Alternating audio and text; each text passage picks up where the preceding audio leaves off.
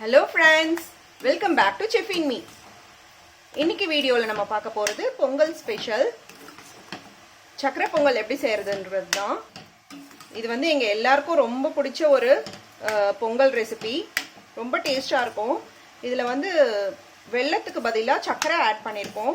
நீங்க வந்து வெல்லம் ஆட் பண்ணிக்கலாம், அப்படி இல்லனா நாட்டு சக்கரை, பிரவுன் சுகர் எது வேணா ஆட் பண்ணி இத செய்யலாம். ரொம்ப டிஃபரண்டா ரொம்ப டேஸ்டா இருக்கும் இது. வாங்க இது எப்படி செய்யறதுன்னு பார்க்கலாம்.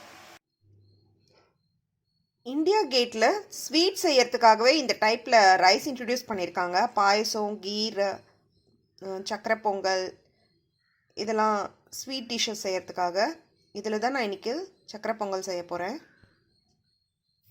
இப்போ நான் அந்த 1/2 கப் ரைஸை வந்து 2 கப் தண்ணி ஊற்றி ஒரு 4 விசிலுக்கு வேக விட்டு எடுத்திருக்கேன். நல்லா குழஞ்சிருக்கணும். அந்த ரைஸ் இப்படி தான் இருந்தது, நொய் மாதிரி இருந்தது. இதில் நான் ஒரு 1/2 கப் சுகர் ஆட் பண்ணிக்கிறேன். நீங்கள் ஸ்வீட்னஸ் அதிகமாக வேணும்னா இன்னொரு 1/4 கப் ஆட் பண்ணிக்கோங்க. இப்போ இதில் இன்னொரு 1/2 கப் அளவுக்கு பால் ஊற்றிக்கிறேன்.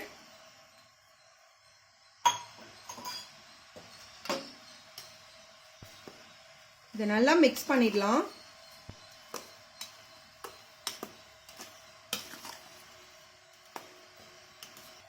இப்போ நான் இதை இந்த கடாய்க்கு மாற்றிட்டேன்.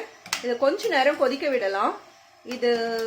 இந்த சக்கரை பொங்கல் எனக்கு செய்ய சொல்லி கொடுத்தது வந்து என் ஃப்ரெண்டு காயத்ரியோட பாட்டி தான். ரொம்ப டேஸ்டாக இருக்கும் அவங்க வீட்டு பொங்கல். நீங்கள் வந்து இது சுகர் பிடிக்கல அப்படின்னா வெல்லம் கூட இதில் ஆட் பண்ணிக்கலாம். இப்போ நான் இது பச்சை கற்பூரம் இதில் ஒரே ஒரு சின்ன பிஞ்ச் மட்டும் எடுத்து வச்சுருக்கேன். 2 ஏலக்காவை தட்டி வச்சுருக்கேன்.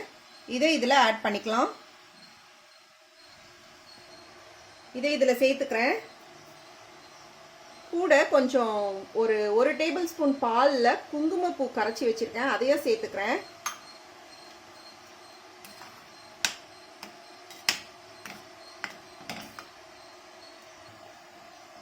இது ஒரு 2 நிமிஷம் நல்லா மூடி வச்சிடலாம். இப்போ இது நல்லா கெட்டியாக ஆரம்பிச்சிருச்சு. இதை இறக்கிட்டு ஸ்விட்ச் ஆஃப் பண்ணிடலாம். நான் இந்த பேன்ல 2 ஸ்பூன் அளவுக்கு நெய் விட்டுருக்கேன். இப்போ நான் இதில் 2ஆ கட் பண்ணி வச்ச ஒரு 10 முந்திரியை சேர்த்து வறுத்துக்கிறேன். முந்திரி வறுபட்டுருச்சு. இதில் நான் ஜாதிக்காய், இது வந்து ஜாதிக்காய், இதை வந்து கொஞ்சமாக பொடி பண்ணி எடுத்திருக்கேன், ஒரே ஒரு பிஞ்ச் அளவுக்கு. அதை இதில் சேர்த்துக்கிறேன். இது நல்ல ஃப்ளேவர் கொடுக்கும். நிறைய போட்டுறாதீங்க, அப்புறம் அந்த ஃப்ளேவர் டாமினேட் பண்ணும். கூட இதில் ஒரு டேபிள் ஸ்பூன் அளவுக்கு திராட்சையும் சேர்த்து வறுத்துக்கிறேன். இப்போ நாம வறுத்து வச்ச முந்திரி திராட்சையை இதில் சேர்த்துடலாம்.